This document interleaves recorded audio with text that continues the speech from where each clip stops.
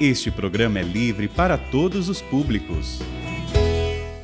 Meus amigos e amigas, muito boa noite para todos. Estamos aqui para começar mais um programa Escola da Fé, com a graça de Deus. Só com a graça de Deus é que a gente consegue fazer toda essa caminhada, ok? Vamos conversar hoje sobre as causas da morte de Jesus. Na aula anterior, nós falamos da morte de Cristo, né?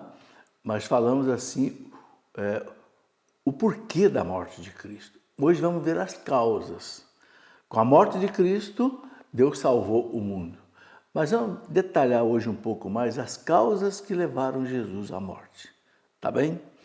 Mas primeiro vamos rezar, pedindo a Deus que nos dê sua graça e sua bênção. Em nome do Pai, e do Filho, e do Espírito Santo. Amém. Vinde, Espírito Santo. Enchei os corações dos vossos fiéis e acendei neles o fogo do vosso amor. Enviai, Senhor, o teu Santo Espírito, e tudo será criado, e renovareis a face da terra. Ó Deus, que instruíste os corações dos vossos fiéis com a luz do Espírito Santo, fazei, Senhor, que nós apreciemos retamente todas as coisas segundo o mesmo Espírito e gozemos sempre da sua consolação, por Cristo nosso Senhor. Amém. Ave Maria, cheia de graça, o Senhor é convosco. Bendita sois vós entre as mulheres, e bendito é o fruto do vosso ventre, Jesus.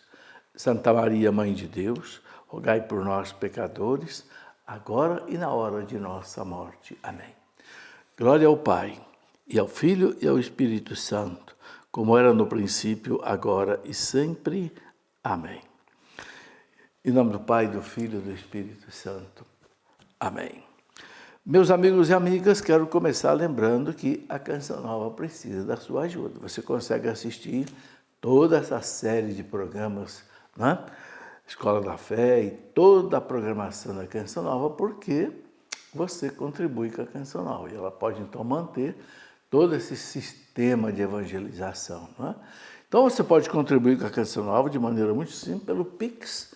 Hoje a maneira mais fácil de transferir recursos é pelo Pix. Então anota aí, pix.doação@cançãonova.com. pix.doação@cançãonova.com. Por aí você pode fazer a sua doação para a Canção Nova. Se quiser também, você pode usar boleto bancário, você pode usar, né, débito automático em conta corrente, né? Todas essas maneiras estão à sua disposição. Se você precisar de alguma orientação, telefone. A Canção Nova tem aí o telefone que também está no WhatsApp, você pode também mandar mensagem, é o 12 31 86 2600, e também você pode fazer contato com o clube, né? Que é clube.cançãonova.com, né? O clube de evangelização, se tornar um sócio da evangelização, clube.cançãonova.com. Muito bem, vamos começar nossa conversa de hoje sobre as causas da morte de Cristo. Não é? Semana passada, nós conversamos sobre a morte de Cristo no contexto da salvação da humanidade, né? O Cristo que, no seio do Pai, o Verbo, ele pede ao Pai, né, dai-me um corpo para fazer a tua vontade. Que vontade era essa? Salvar o mundo. Não pense que o Pai ficou assim impassível, não, diante da morte do seu filho. Não, quando o Pai permitiu que o Filho descesse ao mundo, feito homem para nos salvar, o Pai sofreu tudo junto com o Filho. Não tenha dúvida. Você que é pai, você que é mãe, vê um filho sofrer, você sofre junto, não sofre? Claro. E quanto maior é o sofrimento do filho, tanto maior é o sofrimento do pai e da mãe. Não é assim? Então, tanto quanto o filho sofreu, o pai sofreu muito, mas para salvar a humanidade. Bom, hoje vamos ver as causas da morte de Cristo. O nosso catecismo, essa preciosidade, né? O catecismo diz no parágrafo 571 que o projeto salvador de Deus realizou-se uma vez por todas pela morte redentora de seu Filho Jesus Cristo. Isso nós vimos na aula passada, né? O projeto de salvação da humanidade, que Deus começou lá com Abraão, Isaac, Jacó, criou o povo de Israel, esse povo que deu um trabalho danado para Deus, foi para o exílio da Babilônia, foi para o exílio da Assíria, voltou, dali surgiu um resto que vai nascer o Salvador. Né? Mas o projeto de Deus ele se realizou, se completou exatamente pela morte de Jesus. Né? Jesus mesmo fala para os discípulos de Emaús, né? Lá em Lucas 24, 20, não era preciso que Cristo sofresse tudo para entrar na sua glória? Naquela conversa de Jesus com os discípulos de Emaús. Né? Então, Jesus foi rejeitado pelos anciãos, pelo chefe dos sacerdotes e pelos escribas. Está escrito lá no Evangelho de São Marcos. Né? Ele foi rejeitado. Aí foi como que se preparando a morte de Cristo. Né? E o entregarão aos gentios para ser escarnecido, açoitado e crucificado. Jesus falou isso claro para os apóstolos 3 vezes. Eu vou para Jerusalém, vou ser entregue na mão dos gentios, eles vão, né, me açoitar, crucificar, flagelar. Está aí no Evangelho de São Mateus, capítulo 20, no versículo 19. Né? Bom, vamos falar um pouco sobre esse relacionamento de Jesus com Israel. Os fariseus e os adeptos de Herodes, né, que era ali o rei da Galileia, sacerdotes e escribas, eles se uniram para matar Jesus. A gente sabe disso. Por causa de quê? Então, de certos atos que Jesus praticava. Vamos ver quais são esses atos que levaram, então, os sacerdotes, doutores da lei, a condenar Jesus. Primeiro, porque Jesus expulsava demônios. Então, eles achavam que Jesus expulsava demônios pelo próprio Beelzebu. Uma coisa absurda, né? Jesus disse, se o demônio está contra ele mesmo, o seu reino acaba, né? Uma casa dividida contra si mesma é uma casa que, né, está fadada à falência. Né? Mas esse era um motivo. Segundo, porque Jesus perdoava os pecados. Para eles, perdoar pecado era uma coisa que só Deus podia fazer. Então, quando Jesus fala para aquele paralítico, teus pecados estão perdoados. Nossa, é uma blasfêmia. Ele está se fazendo de Deus. Na verdade, ele não se fazia de Deus. Ele não era um homem que se fazia de Deus. Era um Deus que se fez homem. Era o contrário. Né? Depois, as curas que Jesus fazia em dia de sábado. Era outro motivo. Né? Mas, claro, e Jesus se defende com toda clareza. Né? Se um jumento de vocês cair num poço no dia de sábado, vocês não vão tirar ele de lá? Vocês não fazem todas essas cerimônias aí no templo no dia de sábado? Por que eu não posso curar um doente no dia de sábado? Jesus queria mostrar exatamente o quê?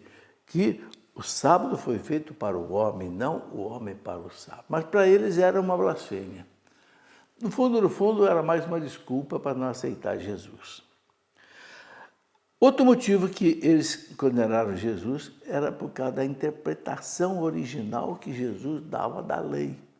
Nossa, ele está mudando a lei de Moisés. Por quê? Porque Jesus lá naquele monte, né, onde ele proclamou as bem-aventuranças, ele fala, foi dito para vocês isso, mas eu vos digo. Né? Quando ele se coloca, mas eu vos digo, ele está dizendo, eu estou acima de Moisés. Moisés, lá no Monte Horebe, recebeu as tábuas da lei. Eu aqui nessa outra montanha, na montanha das bem-aventuranças, vim trazer a nova lei. Né? Mas então essa interpretação nova, original, que Jesus faz da lei, sem revogar a lei, mas apenas aperfeiçoando a lei, para eles era um absurdo. Nossa, está se fazendo mais importante do que Moisés. Na verdade, Jesus disse, eu não vim para revogar a lei.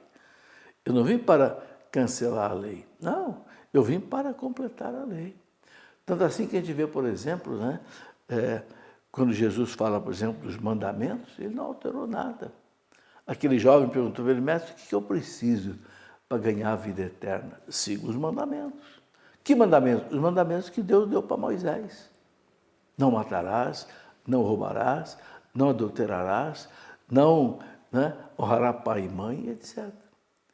Um quinto motivo que levou os inimigos a condenarem Jesus era a familiaridade que Jesus tinha com os publicanos e pecadores. Nossa, ele come com os pecadores. Nossa, ele come com os publicanos, que eram considerados terríveis pecadores, porque cobravam impostos para os romanos e roubavam uma parte para eles. Nossa, está aí, vai na casa de Zaqueu, publicano, chamou Mateus, que era publicano. Na verdade, Jesus estava querendo dizer, eu vim para os doentes. Aqueles que são saudáveis não precisam de médico. Eu vim para salvar o que estava perdido. Então, esses motivos todos levaram eles a condenar Jesus. A lei, por exemplo, Jesus falou bem claro, eu não vim para revogar a lei, os profetas, mas para dar pleno cumprimento, para levar a lei à perfeição. Ele fala, aquele que violar um só desses menores mandamentos e ensinar os homens a fazerem o mesmo, será chamado menor no reino dos céus. Mas aquele que praticar, ensinar, será chamado grande no reino dos céus. Está lá no Evangelho de São Mateus, capítulo 5, onde ele fala, lá nas bem-aventuranças. Então, ele não veio para revogar a lei, mas para levar a lei à perfeição. Quem entendeu Jesus como Deus, entendeu tudo que Jesus fez. Mas quem não aceitou Jesus como Deus, como Filho de Deus, aí não aceita nada disso. Jesus, por exemplo, coloca, aprendeste o que foi dito aos antigos, eu, porém, vos digo. Esse eu, porém, vos digo, para eles era algo assim, terrível. Então, com esta mesma autoridade divina, Jesus desabonou certas tradições humanas dos fariseus que invalidavam a palavra de Deus. E aí que eles vão ficar ainda com mais raiva de Jesus. Com relação aos pecadores, ele disse, eu não vim chamar os justos, mas os pecadores, ao arrependimento. Lucas 5:32. Então, ao perdoar os pecados, Jesus deixou as autoridades religiosas de Israel diante de um dilema. Eles diziam, só Deus pode perdoar os pecados. Está lá em Marcos 2:7. Então, quando Jesus perdoa os pecados, ou Jesus blasfema, pois ele é um homem que se iguala a Deus, ou então ele diz a verdade e sua pessoa torna presente o quê? E revela o quê? Revela o próprio Deus. Então, diante de Jesus, não tem jeito. Ou você aceita Jesus como Deus, ou você rejeita Jesus como um farsante. Das duas, uma. Não tem meio termo. E Jesus revela a sua identidade divina. Aquele que não está comigo, está contra mim. Quem é que pode falar uma coisa dessa, gente? Que não está comigo, está contra mim. Talvez só algum político aí meio avançado, Mas Jesus diz bem claro. Quer dizer, ele define a situação. Assim também quando ele diz que nele está mais alguém do que Jonas, mais alguém do que Salomão. E é quando ele fala para os judeus, antes que Abraão existisse, eu sou, nossa, aí então ele se igualou a Deus. Porque essa expressão eu sou significa Javé, Deus. Então Jesus fala aqui, mais do que o templo, ou quando lembra referindo-se a si, mesmo que ele diz que Davi chamou o Messias do seu Senhor. Ele vai se identificando como Deus cada vez mais diante daquele povo. E não aceitaram. Então, especialmente quando ele está lá no Evangelho de São João, capítulo 10, versículo 30, quando ele fala, eu e o Pai somos um. Nossa, quer dizer, ele se iguala com Deus. Antes que Abraão existisse, eu sou. Aí para eles é a gota d'água. né? Por isso que eles disseram para Pilatos, né? Nós temos uma lei, e segundo esta lei ele deve morrer, porque se declarou filho de Deus. Está lá em João 19:7. Sabe, Jesus não, a causa da morte de Jesus não foi nenhuma causa política, revolucionária, não. Foi porque ele mostrou que ele era Deus. Quem quer torcer essas causas, manipular essas causas, né? Especialmente os adeptos da teologia da libertação, que querem ver Jesus um revolucionário de Nazaré, não. O Papa João Paulo II, logo que ele foi eleito, ele esteve aqui na América, né, em Puebla, na Conferência dos Bispos da América Latina, em Puebla, né, lá em 1979, logo que ele foi eleito. Ele disse alto e bom som: esta visão de Jesus Cristo como um revolucionário de Nazaré não se coaduna com a fé católica. Cristo nunca foi um revolucionário. Tanto assim que a gente vê bem claro que, né, Pilatos queria soltar Jesus a todo custo, né? Mas os judeus disseram: não, nós temos uma lei, né? E segundo essa lei ele deve morrer, porque ele se declarou filho de Deus. Então aí fica muito clara a causa da morte de Jesus. Tá bem? Vamos para o nosso intervalo e a gente volta daqui a pouquinho. Meus amigos e amigas, antes de continuar a nossa reflexão, a nossa aula, quero mostrar a vocês aqui alguns livros. Um deles é um pequeno livro, quase que um pequeno guia, como usar o catecismo da Igreja Católica. Eu não tenho dúvida, gente, que o documento mais importante para nós hoje é esse aqui, né? É o Catecismo da Igreja Católica, que explica para nós a Bíblia. O que é o catecismo? O catecismo é uma explicação pastoral da Bíblia. Então você lê a Bíblia e você lê o catecismo, você aprende a doutrina perfeitamente. Mas muita gente não sabe usar o catecismo. Então eu escrevi esse livrinho aqui. É pequeno, é até grampeadinho, né?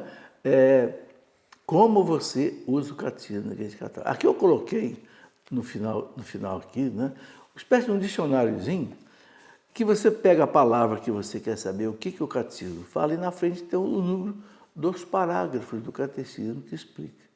Então, rapidamente você tira as suas dúvidas, ok? Quero mostrar a você também esse livro. Estamos falando da morte de Cristo, né? As 7 palavras de Cristo na cruz. Você sabe que as últimas palavras que alguém diz, né, antes de morrer, realmente é aquilo que mais preocupa a pessoa, o mais importante que ela quer transmitir. Cristo falou 7 palavras, né? Desde aquela primeira palavra, meu Deus, por que me abandonaste? Até lá, o final, né? Pai, nas tuas mãos eu entrego o meu espírito. Mas colocou 7 palavras que são importantíssimas. Então, esse livro aqui mostra a você uma reflexão sobre isso. Já mostrei aqui semana passada e quero mostrar de novo esse livro, Flores e Plantas do Santo Sudário. Estamos falando da morte de Cristo. Esse livro aqui foi escrito por um pesquisador botânico, doutor em botânica da Universidade de Israel, doutor Avinoam Danin. Ele é judeu, não é católico. Eu conversei com ele por e-mail, ele não é católico. Mas ele diz que o sudário realmente é de Cristo. E ele mostra, através das flores que ele encontrou no sudário, através das técnicas mais avançadas de exame por imagens, tipo ressonância magnética, essas coisas modernistas que nós temos hoje. E ele mostra aqui nesse livro com uma riqueza de detalhes, com figuras, né, mostrando como é que era, né, como é que através do exame do sudário ele chegou, né? Aí esse livro mostra com riqueza de detalhes. Eu fiquei sabendo desse livro, não tinha em português. Eu fiz contato com ele por e-mail, na Palestina, e ele autorizou nós publicarmos o livro, evidentemente pagando os direitos autorais, né? E eu achei muito importante por quê? Porque todos os livros que eu já li sobre o sudário foi escrito por alguém que é católico. Agora aqui, alguém que não é católico, alguém que ele é judeu. Ele falou para mim, não sou católico. Não acredito que o Cristo seja Deus, mas o sudário é desse homem.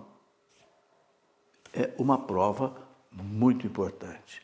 Flores e plantas do Santo Sudário. Por que flores e plantas? Porque ele encontrou no Santo Sudário, essas fotos que estão vendo aqui de flores aqui, ele encontrou, né, no Santo Sudário. E uma coisa belíssima, ele fala, essas flores só dão nessa região da Palestina, onde o Cristo foi crucificado e sepultado. E só dão nesta época do ano que o Cristo foi crucificado. Então, você sabe que esses pólens ficam no ar e os pólens colaram no sudário. Por isso que ele encontra essas marcas todas aí. Bom, muito bem. Vamos em frente com a nossa conversa aqui. Eu estava dizendo, então, que Pilatos condenou Jesus à morte não é porque Jesus era um revolucionário que queria derrubar o Império Romano, nada disso. Mas porque ele se fez Deus. Ele mostrou que ele era Deus. Né? Disseram para Pilatos, nós temos uma lei. E segundo essa lei, ele deve morrer, porque se declarou filho de Deus. Na lei de Moisés, a pessoa devia ser apedrejada até a morte. Bom, na verdade, gente, Jesus ele é sinal de contradição. Desde que Maria e José apresentaram Jesus no templo, que foi que aquele velho Simeão disse, esse menino é colocado como sinal de contradição para as autoridades religiosas de Israel. E é como a igreja hoje. Por que a igreja hoje também é um sinal de contradição? Porque a igreja é o corpo de Cristo. Cristo está na igreja. Não é? Então, a igreja é odiada. Para vocês terem ideia, só neste ano de 2023, só nesse ano, de janeiro até abril, mais ou menos, 70 igrejas nos Estados Unidos foram violadas, foram atacadas. 70 igrejas católicas nos Estados Unidos. A igreja é sinal de contradição. Porque a igreja é a luz do mundo e quem vive no pecado odeia a luz, então odeia a igreja, como odiaram a Cristo. Tá certo? Então, a gente encontra, né, essas explicações muito claras. Tudo o que de fora, entrando no homem, não pode torná-lo impuro, Jesus disse para os judeus. Né? Assim, Jesus declarava, por exemplo, que os alimentos não eram impuros, porque os judeus tinham uma série de alimentos que eles não comiam. Você sabe que os judeus, por exemplo, para comer a carne de um animal, só o animal que ruminasse e tivesse o casco fendido. Então, por exemplo, comia o boi, a vaca, porque o boi tem um casco fendido e rumina. Já o porco, não. O porco tem um casco fendido, mas não rumina, então não podia comer o porco. Mas Jesus vem e muda essa realidade. O que sai do homem é isso que torna o homem puro. Né? Pois é de dentro do coração do homem que sai aquilo que são, diz, as intenções malignas. Então, essas coisas todas, que para os judeus era como que uma alteração da lei, era para eles um absurdo. Outra coisa que fazer com que eles odiassem Jesus era o que Jesus dizia do templo. Né? Jesus teve o mais profundo respeito pelo templo de Jerusalém.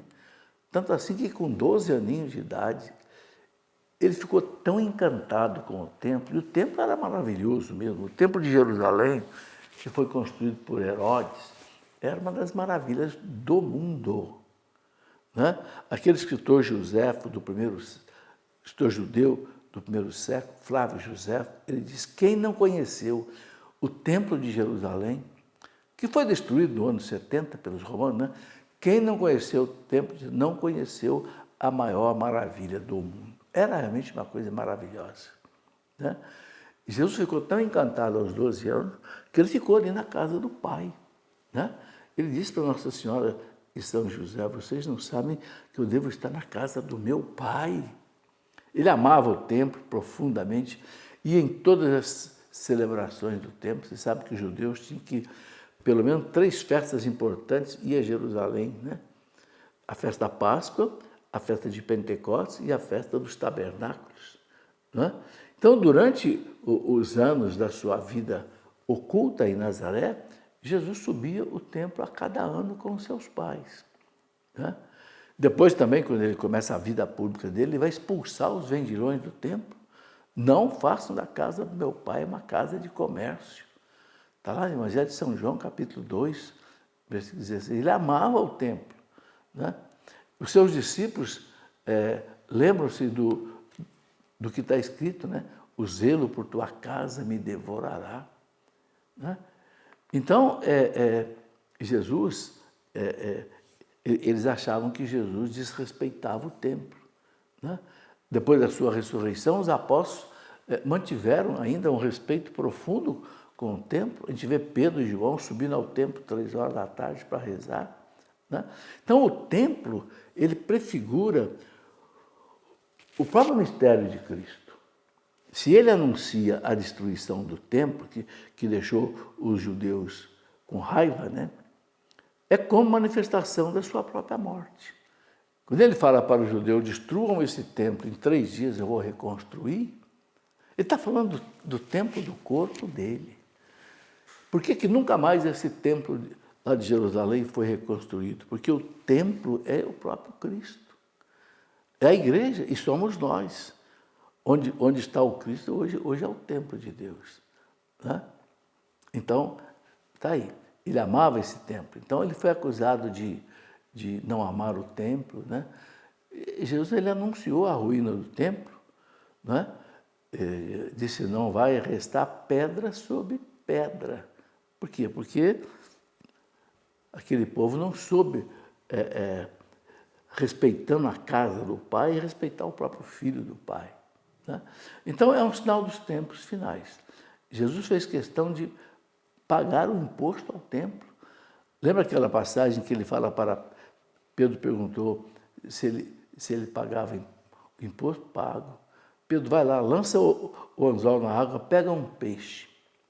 E você vai tirar da boca do peixe, né, um estáter. Era a moeda que eles pagavam o imposto do templo.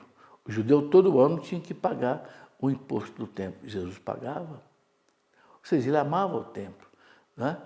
Então, a gente vê que não tem motivo nenhum, né, em que ele quisesse desvalorizar o templo, né? Ele fala, vem a hora que nem sobre esta montanha, nem em Jerusalém, adorareis o Pai. Ele está falando isso para quem? Para aquela samaritana. Está lá no Evangelho de São João, no capítulo 4. Porque lá na Samaria havia um templo, né? Lá, um templo que os judeus não aceitavam, que os judeus só aceitavam o templo de Jerusalém. Mas Jesus fala, vai chegar a hora que vocês não vão adorar nem nessa montanha aqui, onde estava o templo da Samaria, em Betel, e nem em Jerusalém. Mas vocês vão adorar o Pai em espírito e verdade. Ou seja, o templo é o próprio Cristo, que a gente adora em espírito e verdade, né? Bom, depois Jesus coloca os sinais da divindade dele. Isso é muito interessante, para que eles pudessem aceitá-lo. João Batista, né, deixa bem claro, ele é o Cordeiro de Deus que tira o pecado do mundo. João Batista dá testemunho da divindade dele. Eu não sou digno nem de desatar as correias da sua sandália. É ele que vai batizar vocês no Espírito Santo e no fogo, né? É ele, o Cordeiro de Deus, né? Depois, o Pai dá testemunho de Jesus como Deus no batismo. Este é o meu Filho bem-amado, em quem põe toda a minha afeição, né? Depois, as Escrituras dão testemunho de Jesus. Eu já mostrei aqui mais de 30 passagens das Escrituras que indicavam como é que seria o Messias. E depois, os milagres. Então, são 4 realidades que mostram a divindade de Jesus. O testemunho de João Batista, o testemunho do Pai, o testemunho das Escrituras e o testemunho dos seus milagres, né? Mas acontece que eles endureceram o coração. não souberam renascer de novo, como Jesus disse para Nicodemos, né? Quem não renasce de novo, quem não renasce do alto, quem não abre o coração para acolher o Filho, não vai entrar no reino dos céus, né? É interessante que muitos judeus creram em Jesus, né? Por exemplo, Nicodemos era fariseu, José de Arimateia, né? Se tornaram discípulos assim, meio secretos de Jesus, mas discípulos de Jesus, tanto assim que foram, né, pedir a Pilatos o corpo de Jesus e sepultaram Jesus. Eram fariseus. Então, muitos creram, né? É interessante que, lá no Evangelho de São João, capítulo 12, né, um bom número deles acreditou nele. São João fala, né? Muitos deles estavam rejeitando Jesus, mas São João fala, lá no capítulo 12, que um bom número de judeus acreditou em Jesus. E no dia seguinte, a Pentecostes, a gente vê uma multidão de sacerdotes que obedeciam à fé, sacerdotes judeus. Então, dá a impressão que todo o povo judeu rejeitou Jesus? Não.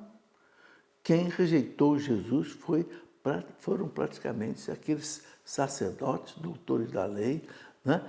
Saduceus, que não aceitavam, né? Muito bem, isso é muito interessante a gente notar, né? E ele fala, inclusive, que zelosos partidários da lei, milhares de judeus abraçaram a fé. Está lá em Atos dos Apóstolos, capítulo 21, versículo 20. Né? São Lucas fala que zelosos partidários da lei, milhares de judeus abraçaram a fé. Pode conferir, nos Atos dos Apóstolos, capítulo 21, versículo 20. Eu estou colocando isso para não ficar uma ideia errada, que inclusive ela pairou no mundo durante muito tempo, de que os judeus eram todos eles inimigos de Jesus. Não era assim, né? Bom, a gente sabe que o Sinédrio entregou Jesus aos romanos. O que era o Sinédrio? O Sinédrio era aquele tribunal dos judeus que julgava todas as causas religiosas. Eles entregaram Jesus aos romanos, acusando Jesus de revolta política, porque eles quiseram envolver aí também o Império Romano na morte de Jesus. Então disseram, né, para Pilatos: se você solta ele, você é contra César. Nós só temos um rei que é César, né? E acabaram fazendo Pilatos soltar Barrabás, né, e condenar Jesus. E é triste, né? Porque Barrabás quer dizer filho do pai. Bar-Abá. Bar, para os judeus, significa filho. Então você tem Bartimeu, Bartolomeu, né? Bar-Abá, Barrabás, filho do pai. Colocaram os dois filhos ali, o filho do pai verdadeiro e o filho do pai falso. Quem é que eles soltaram? O filho do pai falso. É a história da humanidade. Vamos para mais um intervalo, a gente volta para continuar essa conversa. Amigos e amigas, já de volta com a nossa Escola da Fé. Você vê aí que o nosso intervalo é muito rápido, né? Não tem propaganda, né? A única propaganda, vamos dizer assim, que tem é nos próprios produtos da Canção Nova, de evangelização ou os eventos, né? Aí não é nem propaganda, aí é apenas, né, um anúncio, né, das atividades. Muito bem, antes de continuar, eu quero mostrar duas coisas para vocês. Graças a Deus, muita gente está estudando a Bíblia, lendo a Bíblia. Muita gente sempre me pediu coisas sobre a Bíblia. Então, eu já mostrei aqui, vou rapidamente mostrar de novo. Nós preparamos um curso bíblico em livros. São 6 volumes, né? O primeiro, Introdução à Bíblia, e o Pentateuco, os 5 primeiros livros da Bíblia. O segundo livro são os livros históricos, né? Começa lá com Josué, depois Juízes, né? Os livros dos reis, Samuel, etc., os livros históricos que dão sequência ao Pentateuco. Depois dos livros históricos, então, nós temos aí os livros sapienciais, aqueles livros de sabedoria da Bíblia, né? Tipo Salmos, Eclesiastes, Provérbios, Cântico dos Cânticos, etc. Depois temos os livros proféticos, né? Todos aqueles profetas, os 16 profetas, né? Os 4 grandes profetas, né? Isaías, Jeremias, Ezequiel e Daniel, e os profetas menores. Muito importante a gente entender o papel dos profetas na história da salvação. Né? Depois temos os evangelhos, né? E os Atos dos Apóstolos, como entender os evangelhos, os Atos dos Apóstolos, e depois temos o último volume, que são as cartas dos apóstolos e o Apocalipse, que é um dos livros mais difíceis de se entender da Bíblia. Então, está aqui. Gravei também um curso bíblico online, né? Esse curso, quem quiser conhecer esse curso bíblico, é só entrar no site cursobiblico.cleofas.com.br. cursobiblico.cleofas.com.br. É um curso de 170 horas. É mais ou menos o que está aqui feito em livro, em 6 volumes, transformado em 4 blocos, né, que as pessoas podem seguir. Muito bem. Vamos em frente com a nossa...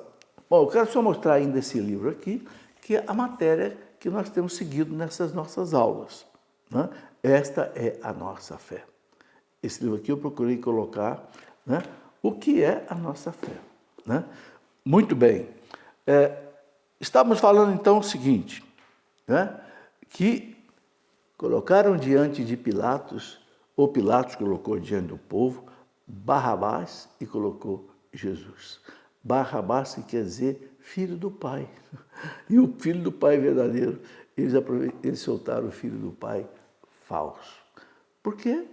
Manipularam o povo que estava ali para gritar, manipularam o próprio Pilatos, né? Mas a igreja diz uma coisa muito importante, está lá no Concílio Vaticano II.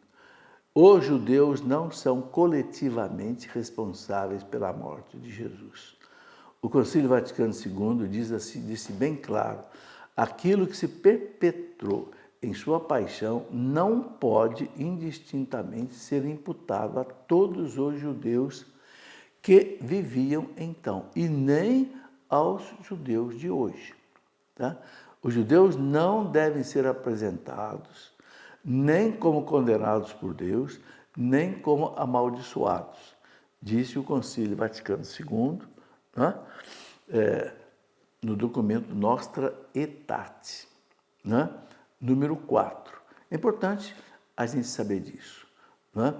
Bom, o catecismo romano, que foi o catecismo que existiu antes desse, ele diz assim, que foram os pecadores, os autores e os instrumentos de todos os sofrimentos porque passou o Divino Redentor.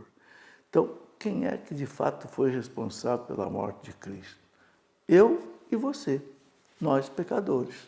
Os autores e os instrumentos de todos os sofrimentos pelo qual passou o Divino Redentor. Por quê? Ele não morreu para perdoar o meu pecado e o seu pecado? São Paulo fala na carta aos Gálatas, Gálatas 2, ele morreu por mim, para me salvar. Então, eu sou responsável pela morte dele. Né? Então, diz aqui a carta aos Hebreus, né, no capítulo 6, versículo 6, de sua parte, crucifixam de novo o Filho de Deus e o expõem às injúrias. Quem? Os pecadores. Crucificam de novo o Filho de Deus.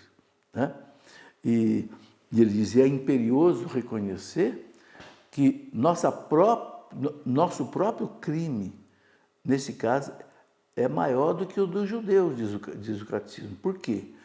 Porque estes, como testemunha o apóstolo, se tivessem conhecido o Rei da Glória, nunca o teriam crucificado. E nós conhecemos.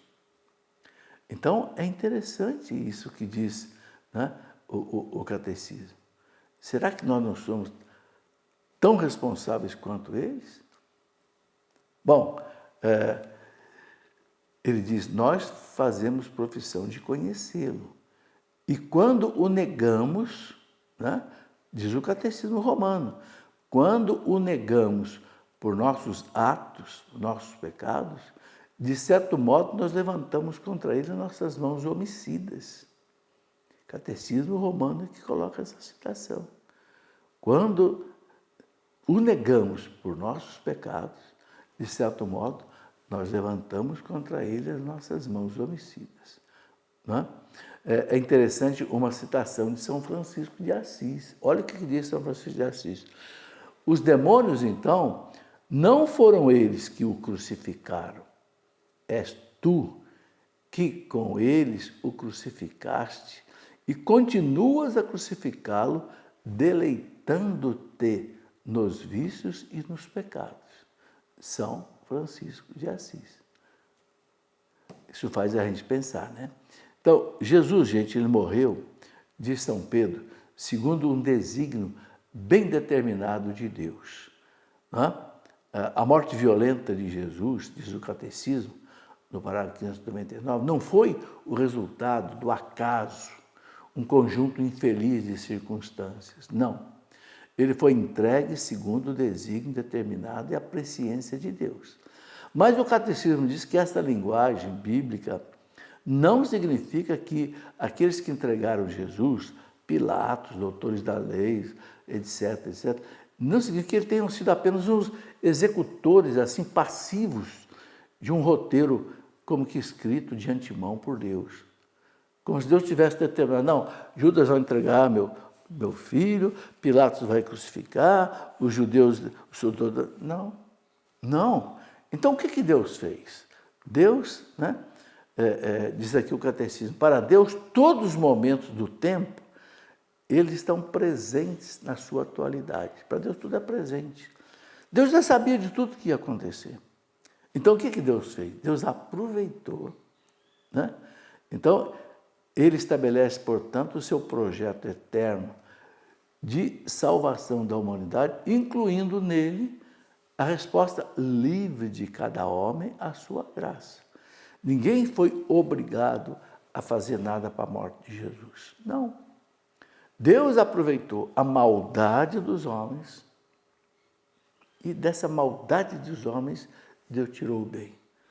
Ou seja, pela morte do seu filho, de valor infinito, que o filho ofereceu ao Pai para pagar a justiça divina, a humanidade foi libertada do demônio.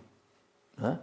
Então, o Catecismo diz, de fato, contra teu servo Jesus, a quem ungiste verdadeiramente, coligaram-se nesta cidade, aliás, não é o Catecismo, é o próprio São Pedro falando, né? Coligaram-se nessa cidade Herodes e Pilatos, né? Com as nações pagãs e os povos de Israel, para executar tudo o que em teu poder e sabedoria havias já determinado, pré-determinado. Mas isso precisa ficar bem claro. Está nos Atos dos Apóstolos, capítulo 4, versículo 27, São Pedro falando. Não quer dizer, isso tem que ficar muito bem claro, porque muita gente pergunta assim, não é? Então Deus obrigou Judas a trair Jesus? Deus obrigou Pilatos a condenar Jesus? Não, Deus não obrigou ninguém. Deus não tira a nossa liberdade. Agora, Deus sabe usar, muitas vezes, os nossos pecados, a nossa maldade, para fazer acontecer alguma coisa boa. É o que Santo Agostinho diz. Se Deus não soubesse do mal tirar o bem, ele nunca permitiria o mal. Eu gosto de lembrar da história de José do Egito. Que coisa terrível, né? Os irmãos de José do Egito venderam o irmão, queriam matar o irmão.